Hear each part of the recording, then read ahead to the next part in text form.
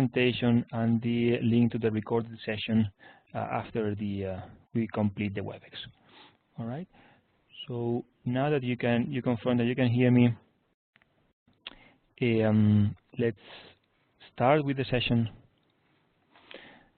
All right. So this session, it's a repetition of what we had this morning. So in case you attended this morning session, no need to attend again unless you have further questions or comments. Okay, so we are giving time for the missions to attend any of the sessions, mornings or afternoons. Okay, so as we were saying, this session it's part of the different activities, the different awareness activities that we are doing as part of the Cluster 5 ramp-up, and in particular, this one it's for TB11 role, for the travel claims processor roles.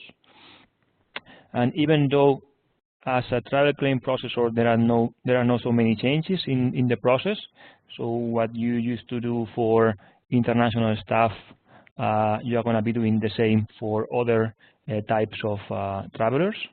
Okay, but we want to provide you with an overview of which are the different travelers that now are using Umoja for their travels. Okay, and what's going to be changing for you.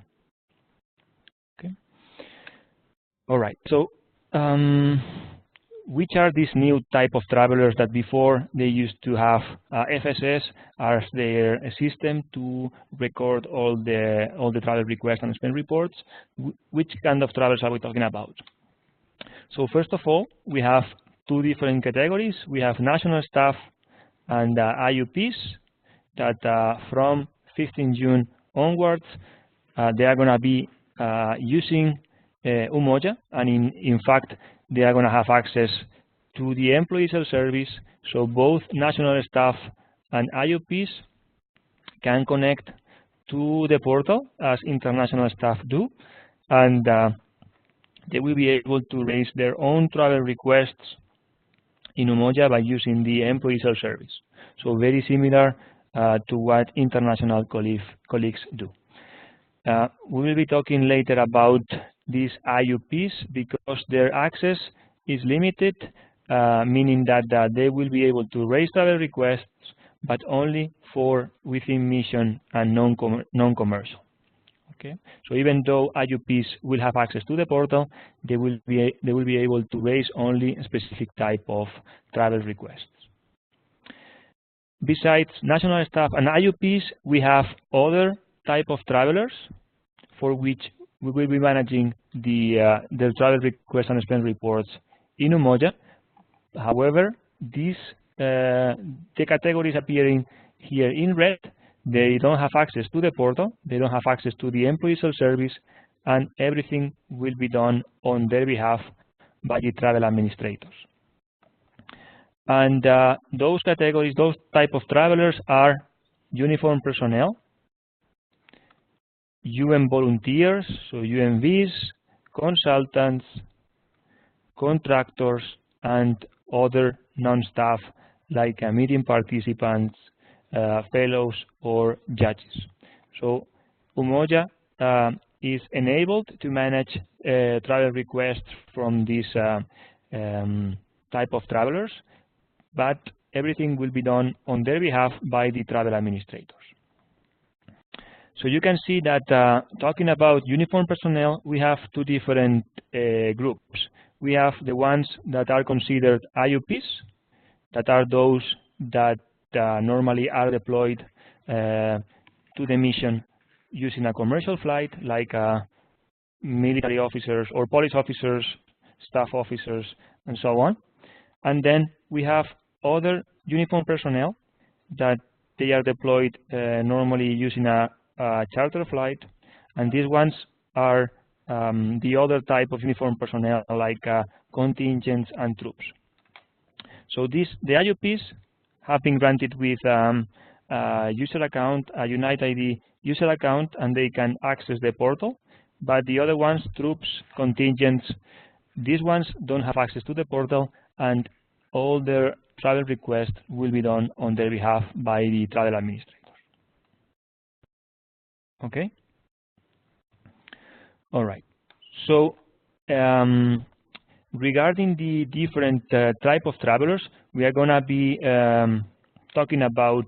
We are going to focus first on the travel requests for uniformed personnel, and then we will discuss further on the travel requests for other categories like national staff or UMPs. So let's start by talking about the travel management for uniformed personnel, both for IUPs and other uniformed personnel categories. So for uniformed personnel can travel using official travel, but in order to be deployed within mission area, and in the case they need to be deployed with a commercial ticket, there is a new travel category. So besides the travel categories you are used to work with right now, before this implementation, travel categories were official travel, HR, and entitlement. With this implementation, with the implementation of Cluster 5, we are introducing a new travel category. And this travel category is used to deploy and to repatriate uniformed personnel. So this is a new travel category, and it's the one that works in a slight different way. Okay, even if for you the expense report part is going to be very similar, but we'll see that the travel request part for this deployment and repatriation trips is managed as a group. So we will talk about this a little bit later in the next slide. This new travel category, the deployment and repatriation of uniformed personnel, is always raised by the TV05, that is the travel administrator for uniformed personnel. This new travel category is the only one that in the system the travel request part can be managed as a group, meaning that the travel administrator will be able to raise a unique group travel request, and in the same travel request, travel administrator will be able to include several uniformed personnel, several UPs. This deployment and repatriation travel will allow linking shipment requests. Spend reports will be also linked to this deployment and repatriation travel.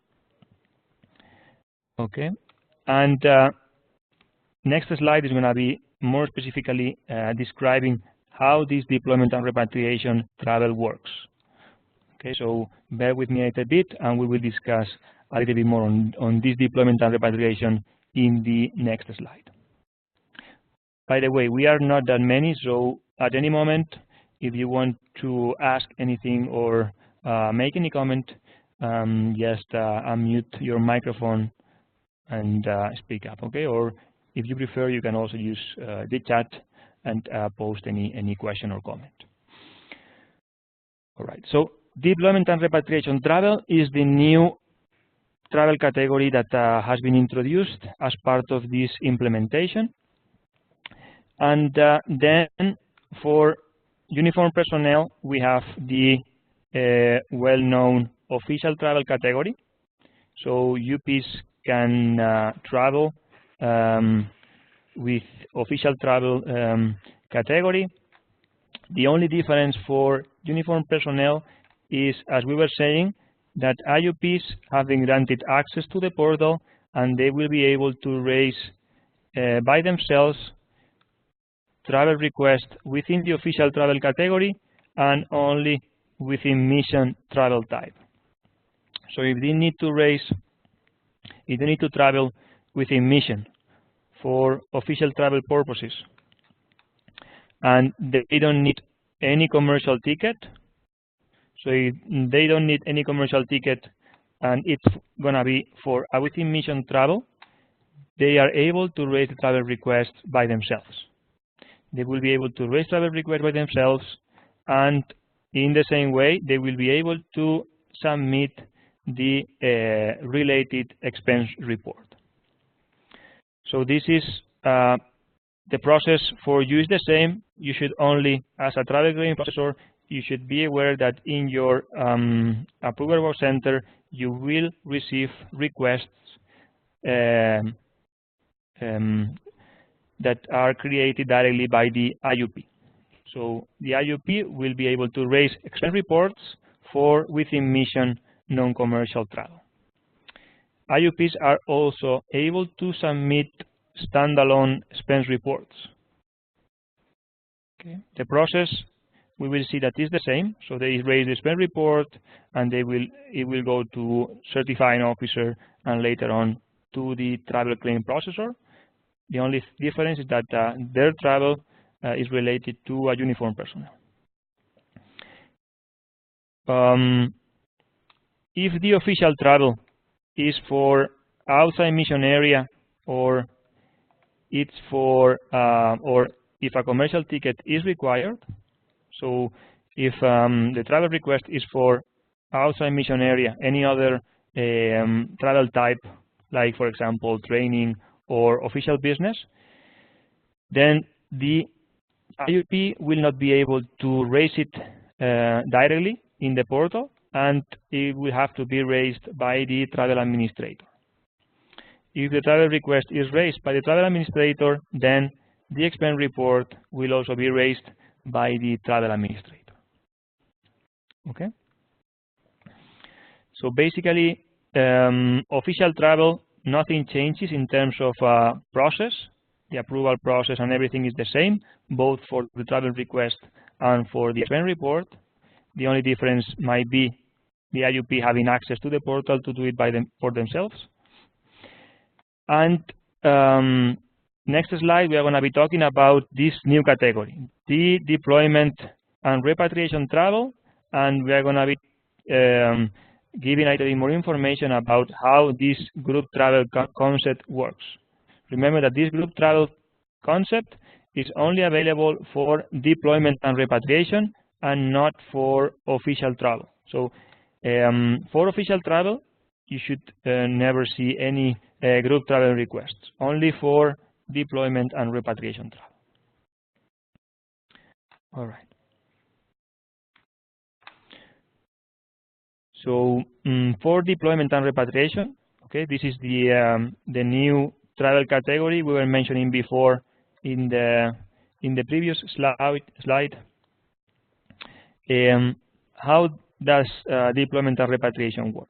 Okay, so before any travel request can be created, we always need this HR process. So the same thing that is required for an international staff, right? So we always need, in order to travel anybody, no matter if it's a staff or if it's a non-staff, the traveler should always have an index number and an HR mini-master. And this remains valid no matter if we are talking about a UMV, a consultant, an individual contractor, a meeting participant, or uniformed personnel. So HR should be involved. So if we need to travel any kind of traveler, that traveler should always have an index number and an HR mini-master. So that's a kind of a requirement for the system for Umoja to be able to manage travel requests from any type of traveler. So once the traveler has an index number and an HR mini-master, the travel administrator, in the case of deployment and repatriation travel, will be able to raise a group travel request.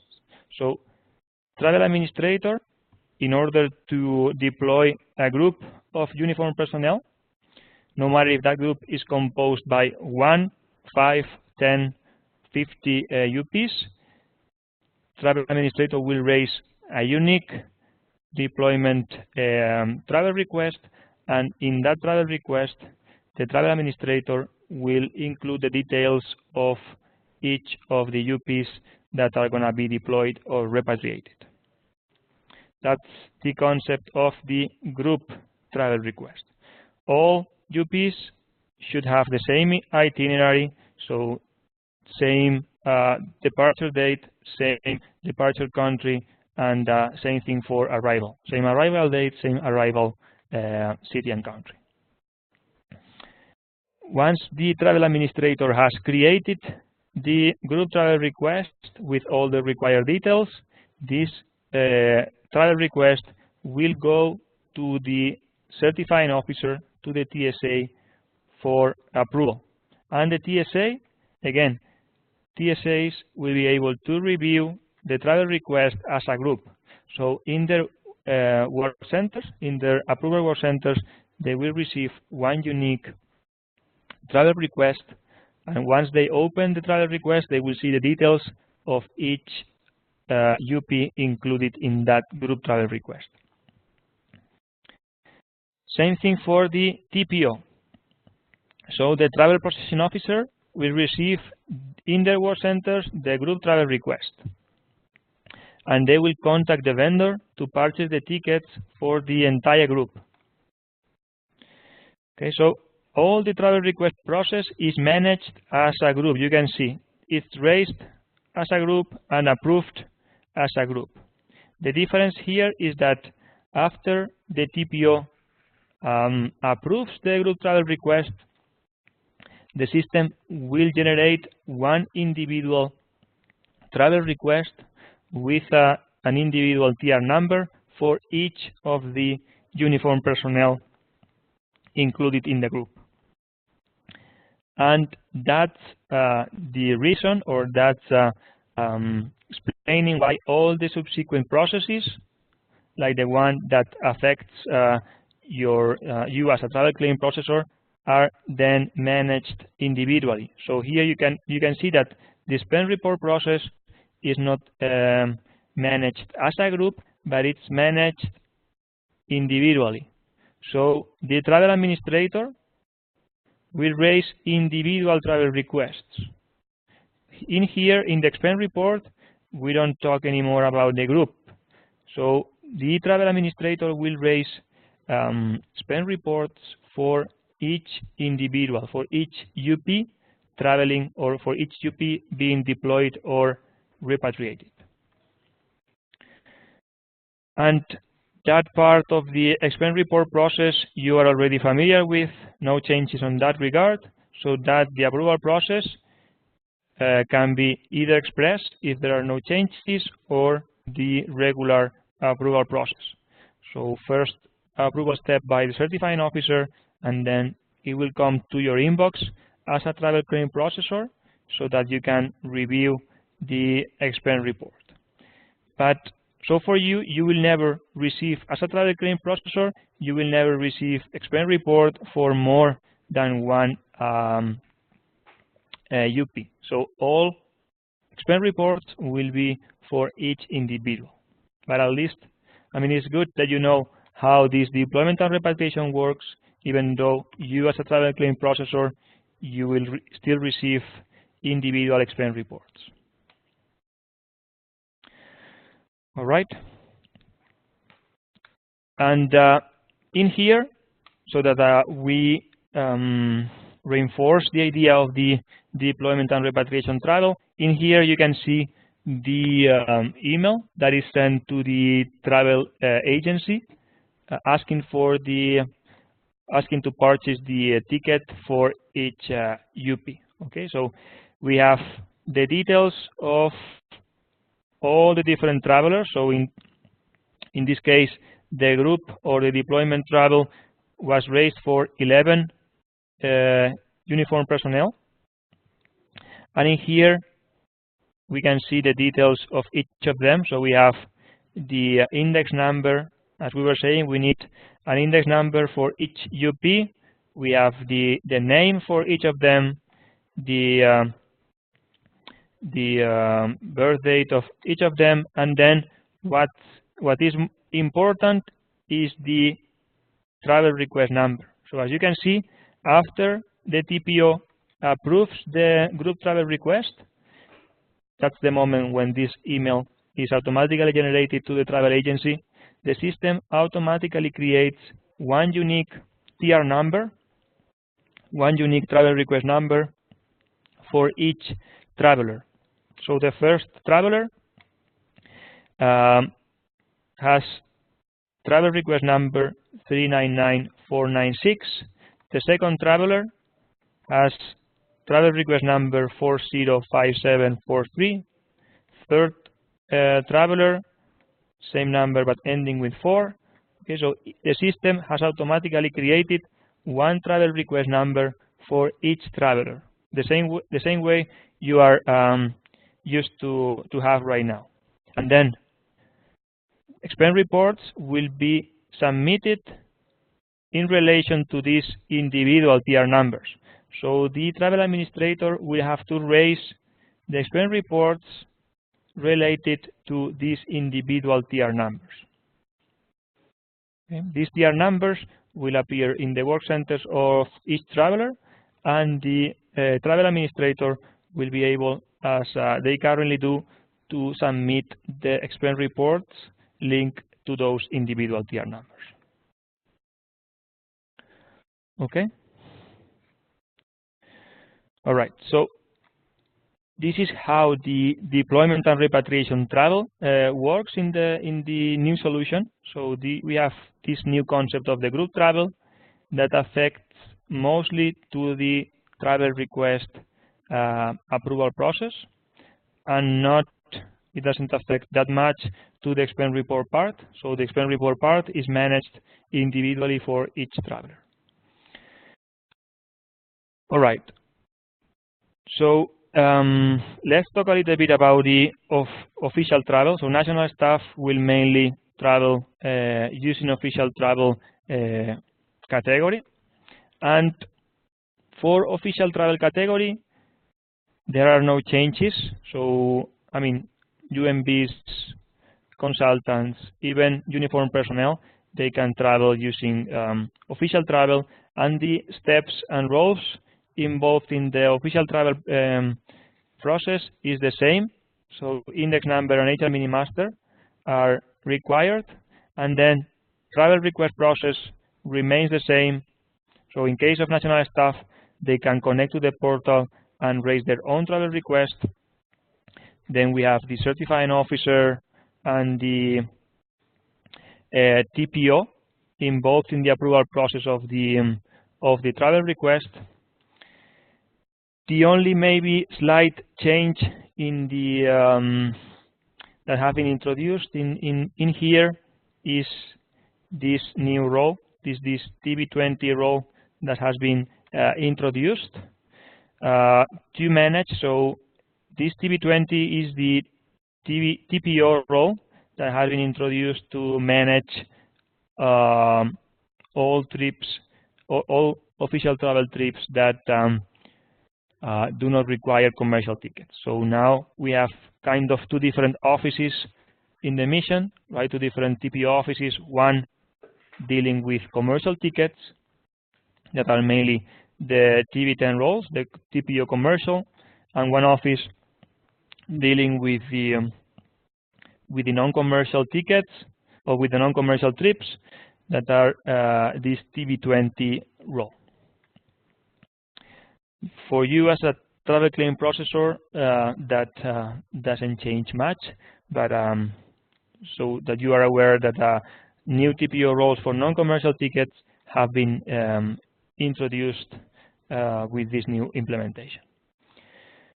All right. So then ticket billing.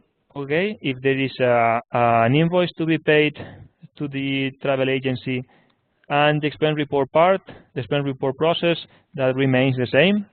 Okay, raised by the national staff themselves, they can do it in the portal, and then the approval, it's either express if there are no changes, or it goes to recertification by the TSA and reviewable by the travel claim processor. Okay, that's for official travel for national staff. For CICs and UMBs. So CICs and UMBs, they have, again, official travel, within mission or official business, the same. All of them can be traveled using the official travel category, no matter if they are UMBs, consultants, or any other traveler, and the process is the same. Then for other travel categories like entitlement travel, in this implementation it's only meant to happen for UMBs because they are still entitled for R&R.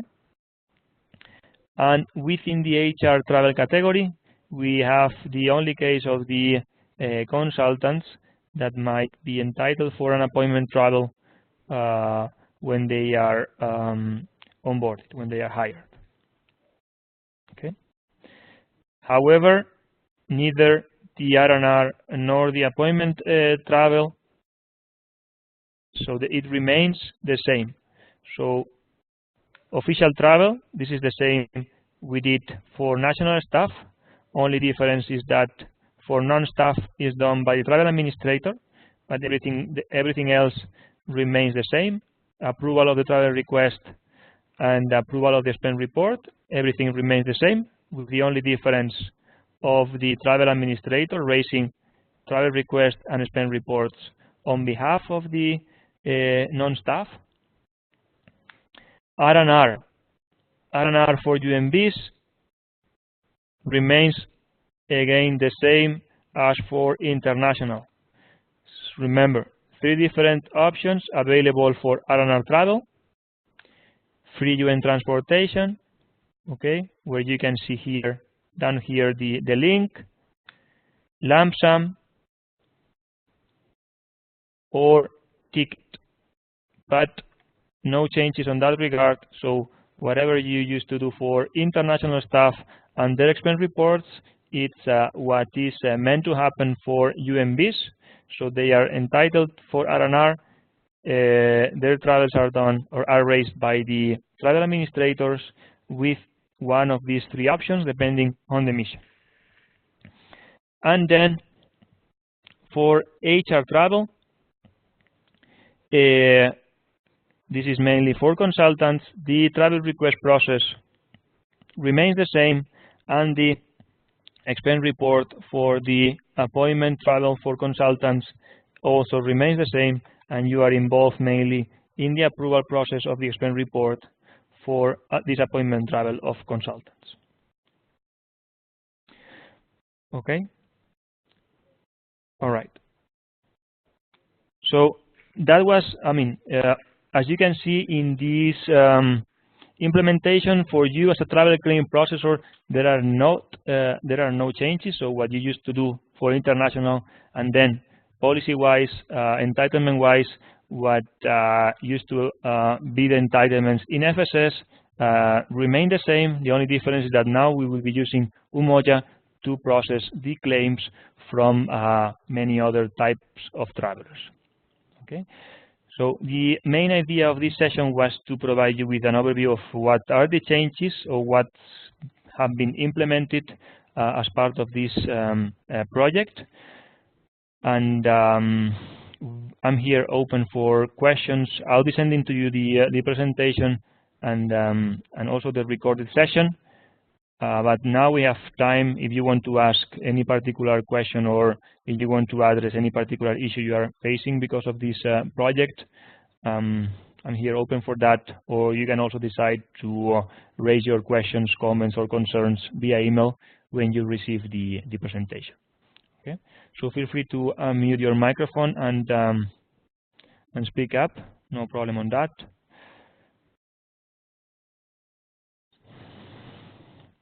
Anything you would like to say or to indicate?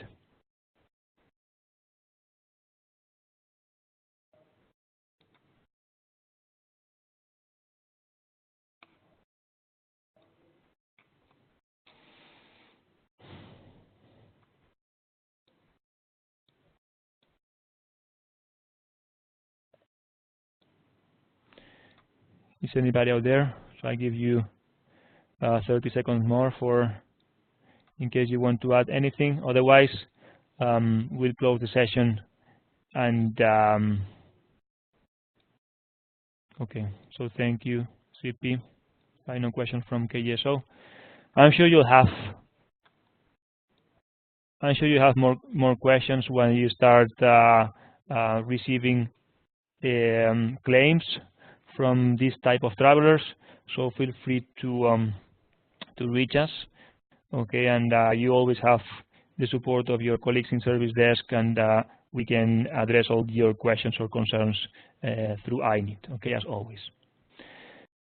So I don't see any questions or comments. So we are going to be closing this session, and as we said, for any particular issue of your mission, we will contact or we will discuss via email. So thank you very much for attending, and we'll keep in touch. Thank you.